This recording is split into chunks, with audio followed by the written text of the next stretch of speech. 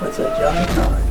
He's gonna be a big deer. We do so much every part of the season to get those deer to age. Just an unfortunate ending to a great deer. We found some deer dead by ponds. This deer was actually dead by a pond. It could have been EHD. We had it all as a 10 point. It just goes to show you, you can do all you can do, but at the end of the day, Mother Nature generally wins out. Perry and I are out. We're gonna give our clover fields a little bit of a boost here coming into spring. This stuff actually increases your pH into your fields 3 times faster than normal ag lime, and just gives your plot just an excellent start. Like I said, our stuff's probably 20% germ. It's just now starting to green up a little bit. Temperatures are warming up, and we have to put this stuff on 96 hours before a rain, and we got a rain coming in 2 days, so should be perfect. That rain sucks it down into the soils. So you can see Mark in the background with the sprayer. We're spraying some deer grow products today. Plot till and plot start on this already existing clover field. It's late March, the clover is just starting to come on, and gonna help our compaction so we don't have to come back and manually with a tractor or side-by-side aerate. And then plot start's gonna give some nutrients to the ground and open those root systems up and allow that clover to come on once our spring green up is ahead of us here. Plot Start is another product that when you're going into, say it's new dirt or a plot that you're taking from possibly grain into green, anytime you go in and establish a new plot, Plot Start's something that will take instantly soluble calcium to the dirt and to the plants. And this is going to increase your pH much quicker. So especially if it's a new plot, if your pH is down in the 5s and you're trying to get it in the 6s, it's going to do it quicker than ag lime, and probably a little bit quicker even than Pell limes. And the final thing that rounds out the line is Plot Boost, and that's the one we're going to use the most. You can apply it up to 3 times a year. Essentially, you're going to increase tonnage and also increase nutrient transfer to the whitetails. That's what we're looking for, something to optimize our plots, especially with the summers we've gone through and the falls we've gone through the last few years. We're going to try and give it every chance we can to make it to be drought tolerant and to actually provide a nutrient food source for the white-tailed deer. You know, we try to do everything we can to have the healthiest deer herd out there. We manage for age class, but I think each year we get reminded just how tough natural mortality is on bucks, specifically mature bucks. We're trying to almost, I think, go against Mother Nature a little bit if we're trying to get a deer up to the age 5.5, 6.5, or even 7.5. So we try to do everything we can to give them every advantage they can, but in the end, Mother Nature generally wins. And I think this particular episode of Deer Season 23 really shows some of the trials and tribulations we go through. Every year we look forward to shed season, but each year sometimes the happiness with those big sheds also is met with a lot of sadness when you find a deadhead, especially if it's a deer you knew. You know, the bonus G3 buck was one of those deer that at age 4.5, we had pictures of him, and looking at him, you go, man, he's a giant, he's a shooter. And we thought to ourselves, if he makes it another year, he could really be special.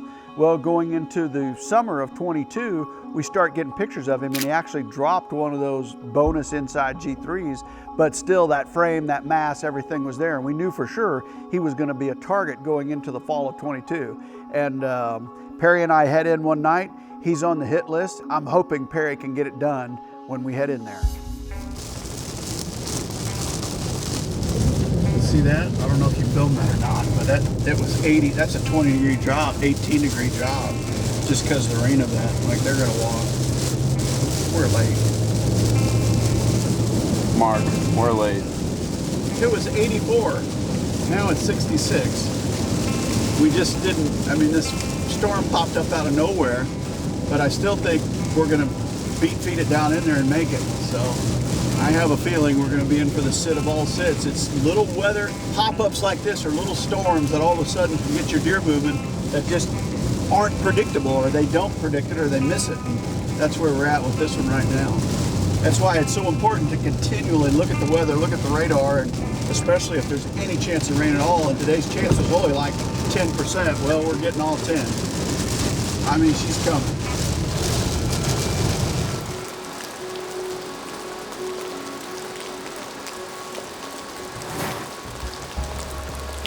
Well, it was 84 degrees earlier today. We had a pop-up shower, rain event, and it's 66 on the way here.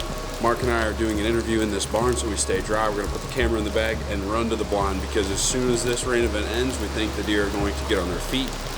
You can't underestimate an event like this from the temperatures we had to the temperature that it's changing to. So we're gonna go.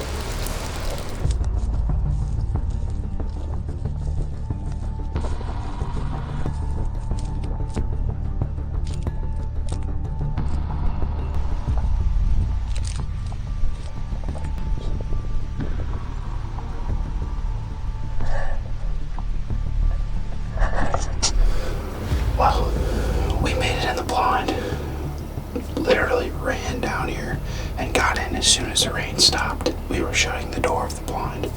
And I have a feeling within 20 minutes we're probably going to see a little movement from the rain event ending.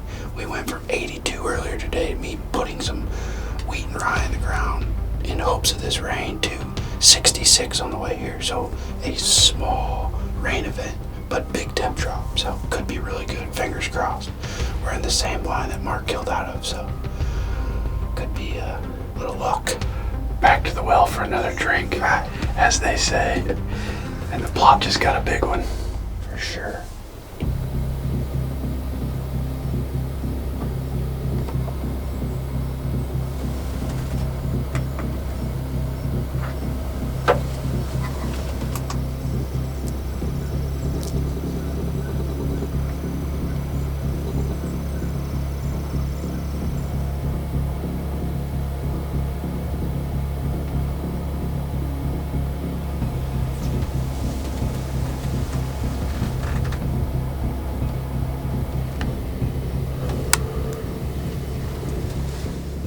Can you see my screen? Yeah. He's walking this other buck this way. Hopefully they make it to that scrape.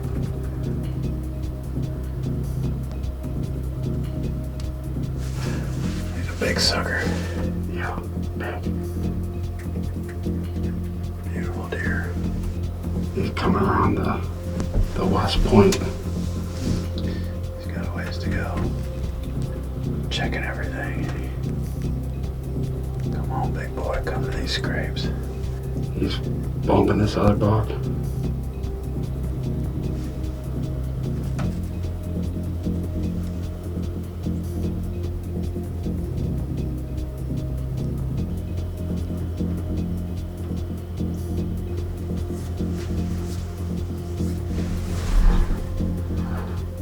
One of the big shooters just came out, but on the west side of the blind, not where they normally come from.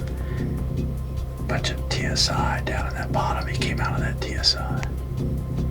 Perry's filming him on that side of the blind. It's terrible. This deer's right here. Scrape tree. That's the big one. Oh yeah. Good work.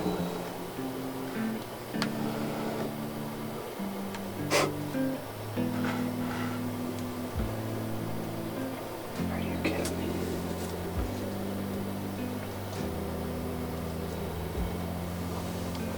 It's just incredibly grainy. Oh yeah. But it's legal. Yeah. Wow. He's pounding that scrape right now.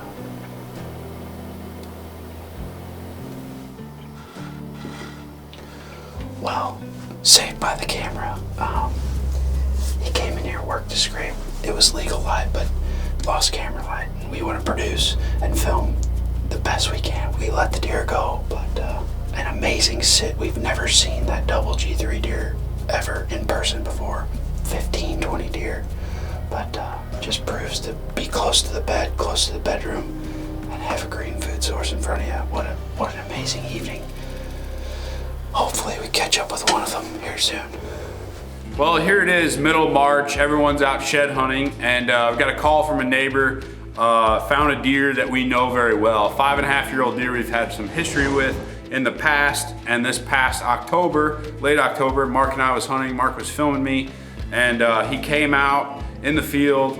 He just didn't make it into bow range within camera light. So the camera light saved him. But heck of an encounter and just a heartbreak of a story for that deer to be 5.5 years old on our hit list. We didn't get it done on him then, and he's now dead, and we're gonna go take a look at him. So unfortunate event. We always like them to see 6.5, 7.5 and kill them when they're of age. And we almost got him at 5.5, but he's not with us anymore. You're the founder of the Deadhead? Yeah. Dylan. Perry, nice to meet you. I'm Wade. Nice to meet you. Nice to meet you. Yeah, so, yeah, this deer actually, we encountered him back, would have been late October. I would like to know what happened to him, you know, so. I know, how? Since then, I mean, he was alive after that. We had pictures, camera pictures of him, but then, obviously, I don't know what happened to him since then, so. Yeah, close to the, I mean, it's not that far off the road, so I don't know if Really? he got hit or. Take a look at it.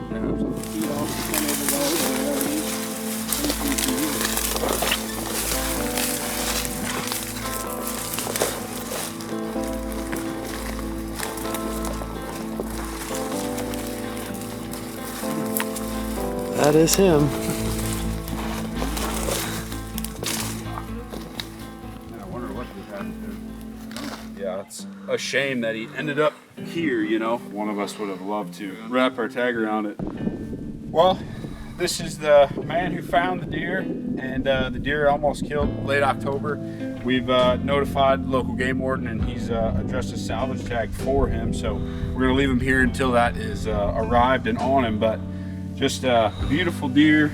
That unfortunate ending to a really good story that could have been a harvest. Camera light saved this deer at a scrape tree late October that Mark was filming me while I was hunting. But it's cool to see him, but not in this manner. So, what an unfortunate ending to a deer that we had a great encounter with, almost got killed. We just ran out of camera light there. We try our very best to get these type of deer to the age class of maturity, 5.5 and older, to be able to harvest them. And this deer was of that class. We were looking forward to him to get to 6.5 this coming year. We do so much every part of the season to get those deer to age. You know, in the summer, whether it's putting in corn and bean fields, whether it's feeding analogics, putting out Reconyx cameras, even after season goes through and we don't harvest the deer, then it is putting out analogics again in the wintertime to see the deer that made it, give it inventory. It's a full spectrum, 365 days a year that goes into getting those deer to maturity. But at the end of the day, Mother Nature rules all. I think the deer was maybe run down at the end of the year and succumbed some injuries, but overall just an unfortunate ending to a great deer that we were looking forward to hunting this coming year. If you follow our series, you know that one of the things I've done over the years is diversified property, if you will. I used to own one big farm, ended up selling that farm, and now I own some smaller farms in different areas, and I do that as a bit of a safety net against EHD, because oftentimes EHD is pockety. And I think as we're going through this, I really do think we had some EHD last year. We had a very dry summer. You look through our history on range station there within DeerCast, a lot of these fields were 6, 7, 8, 9, 10 inches below normal rainfall. When you get into that type of situation, you could almost always expect EHD. So we do everything we can to give the deer every chance they can have to ward off the secondary infections from EHD. But at the end of the day, there's a big deer herd and you're going to lose certain ones, and more often than not, it takes out some of those older deer in the herd. We had a giant 10-point on a farm that's 417 acres. It's the largest farm that I own, and we all knew going into this year, if he could make it to the following year, this is one of those deer that you just dream about. Big frame, long tines, and Wade had an encounter with him one morning, Wade and Tim, and it's worth sharing. But the end of the story is not exactly the way we wanted it to end.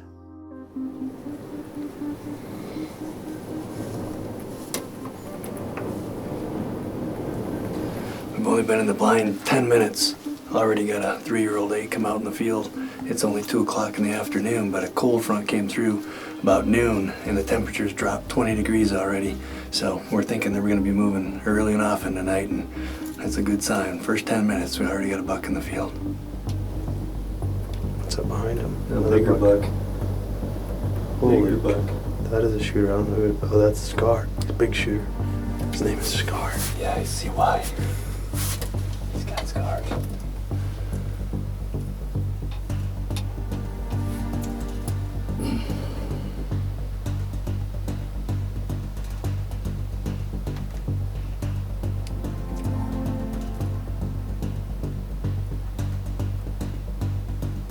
Well, he's kind of going off to the left. Let's see what he does here, and then we'll see.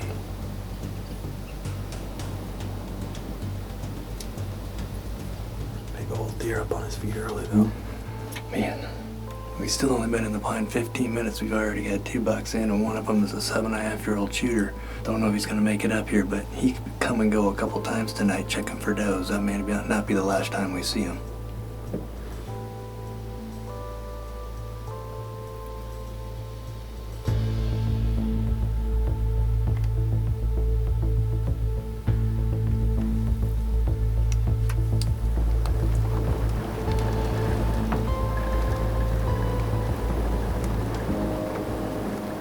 I don't see the drop time up yet. It's a 4-year-old then. Now that could have been Scar right there. Here he goes.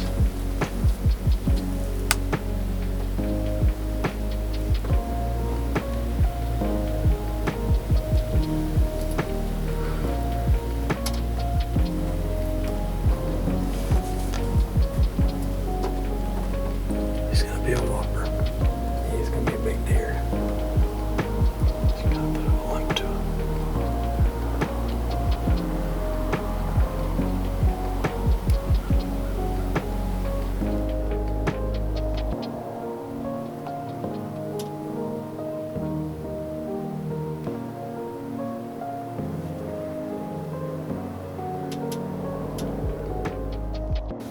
Teasing us. That's a beautiful deer, but he's only 4. It's not the 7.5-year-old that we saw a little while ago, but all the boys are up on their feet today. It's a good day. We're having fun.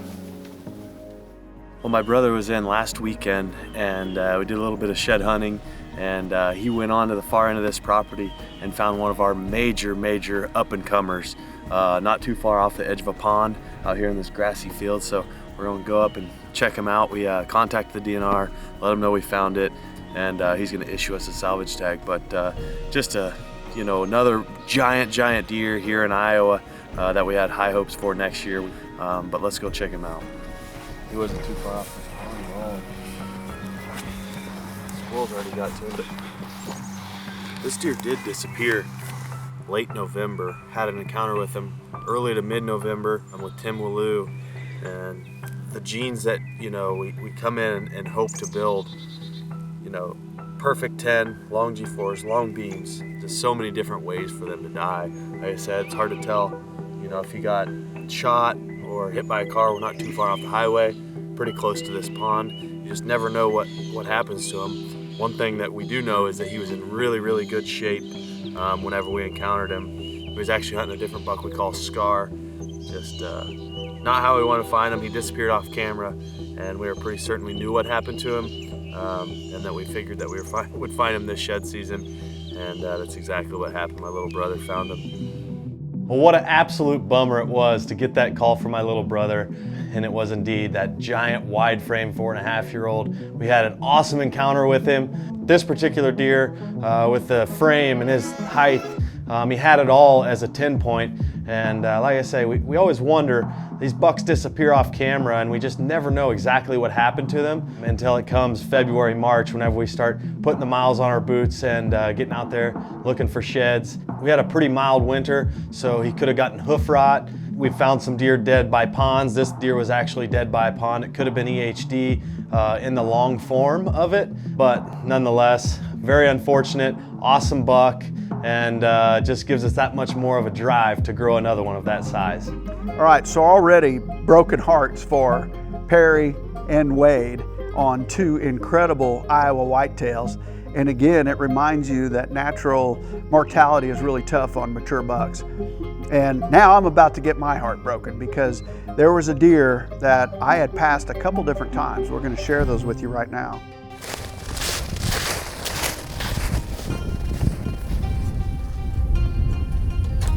Another buck coming off the hill, right behind him.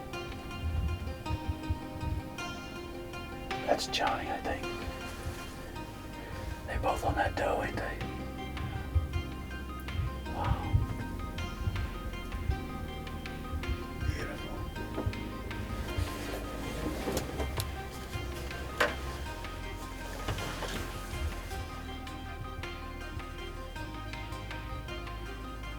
Nice rag.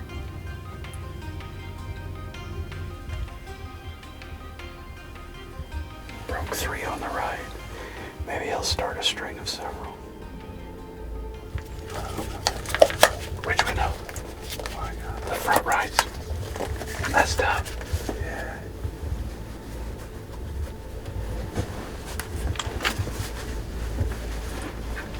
That is him, is it not? Yeah.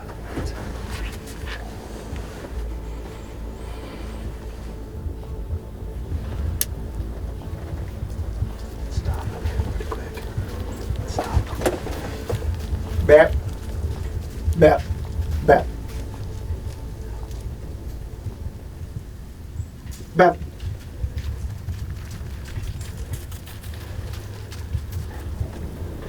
How old do you think he is? I mean, till this time of year. What? Plenty old. Something about him looks young, Lee. It's why January. What? Maybe because it's January. Something about him just don't look old enough. I don't know. He got in here and he just, I don't know. I just couldn't pull the trigger.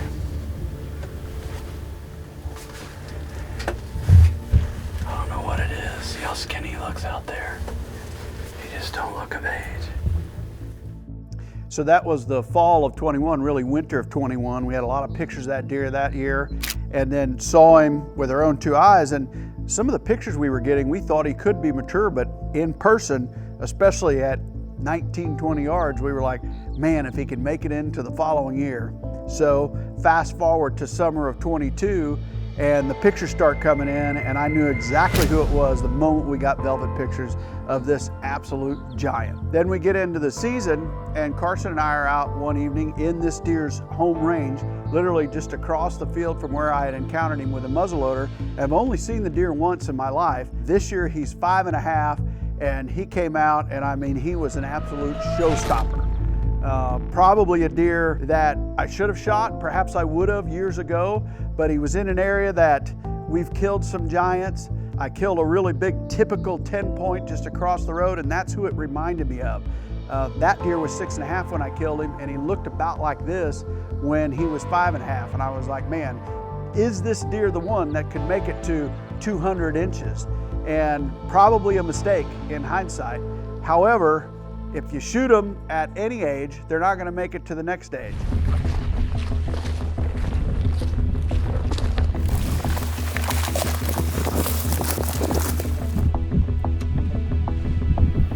Walking that edge, boy, they're walking, ain't they? Oh yeah.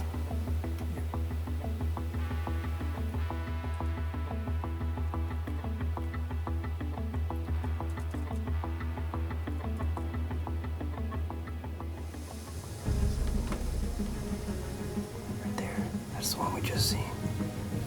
It's not the loop buck. He came out way over there. Yeah. What's that giant 9? He's pushing that other buck still. Ain't that something?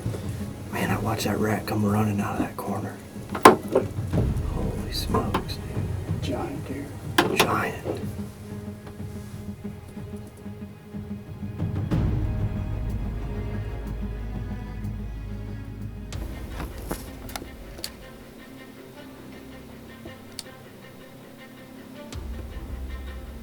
That's that big 9. He's coming in behind us now.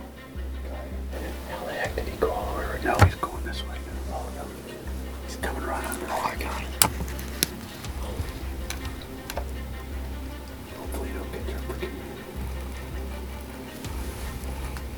I'm gonna lose him.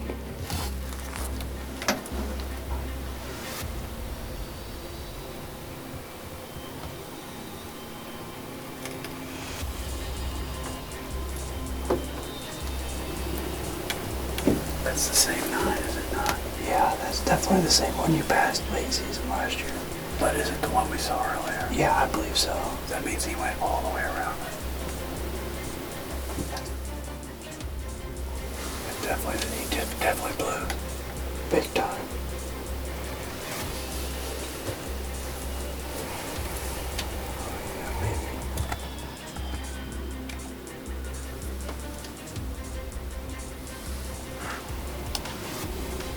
It's the 9.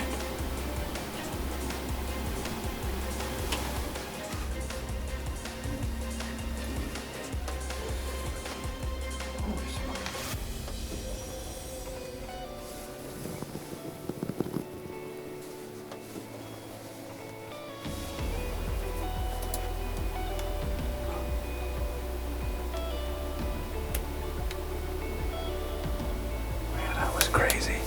We're in here, and it's a deer that's on the no-shoot list because that sounds crazy, but last year he was 4.5. We passed him. This year he's 5.5, and he just looks like one of those deer that are going to get mega huge. He may not make it because we got a neighbor here, a neighbor there, a neighbor there, a neighbor there. It's a small farm, but if we shoot him, he ain't going to make it. Maybe he will. If he does, he's going to be unbelievable. It was awesome just to see the deer like that. That was awesome. Made a decision that night upon looking at him not to shoot the deer. Like I said, probably a decision I'm going to regret because fast forward to shed season and we'll close the chapter on this giant buck. Man, not another one. Look at that. Wow. Son of a gun. We know who that is. Been one tough winter on him. He died before he shed. He was a heck of a deer when we saw him. We encountered him one time. It's the only time we saw him. And well, you hate to find him like this, just like the other stories we've shared. It's just not the way you want to find him. He is one heck of a specimen though. Last year, the previous fall, Wade and I encountered him with a muzzleloader at what we estimated to be 4.5. And then last year, Carson and I saw him. I really felt like he had potential to blow, but it's part of the overall cycle of life. You get summers like we had with the drought, maybe they get a touch of EHD, other infections set in, maybe he had hoof rot, maybe it was predation. Whatever it was, he was a little weak going into winter, and this is the end result. This whole Heartbreaker series is very heartbreaking if you look back at these all these different stories we've shared. It's one of those years. I'm so glad to see that La Nina exit because for the last 3 years we've been under a La Nina in the Pacific and our rainfall's really been below average, quite below. We've had some rough summers and then some rough falls and you get into that EHD. We haven't had a massive die-off, but we've had a little bit of a die-off in my opinion. So we're seeing the results of it. Some really nice bucks taking off the landscape. Wow, heartbreaking. So there you have it, the conclusion of 3 different heartbreaking stories. Perry, Wade, myself, and that's just how it goes when it comes to whitetail hunting. That's the one thing we've learned over the last 3 decades. It's how this wall was built. I talked about it early at the top of this particular installment. We try to give them everything we can in terms of food plot, time to grow, habitat improvement, water, analogics in times of the year that they need it. And it just goes to show you, you can do all you can do, but at the end of the day, Mother Nature generally wins out. You know, you wonder, did that deer have another injury? What else was working on that deer from a health perspective that might have ended up being his demise? I think that's something that's oftentimes overlooked. It's like a slot machine lining up. Did you get a rainy year on a year that the deer was in decent health when he went into being a 5.5 or 6.5-year-old deer and then maxed out his antlers? So there's a lot of different things that goes into overall rack development and herd health. Now, the sadness isn't going to stop here. We love doing this Heartbreaker series because it does show a lot of work without the reward. We don't like to show you the results, but next week, the sadness continues. We've got a couple more stories that we're going to share with you. Shed season was brutal on us this past year. Again, it goes back to the drought from last year, but with all of our management techniques, the herd's still in decent shape. But we've got a couple more sad stories next week, some great encounters, and you'll have to see how they end up. We're adding new videos every week, so make sure to click that subscribe button and check out all of our amazing content. This episode of DoD TV is brought to you by DeerCast, the most advanced deer movement predictor ever.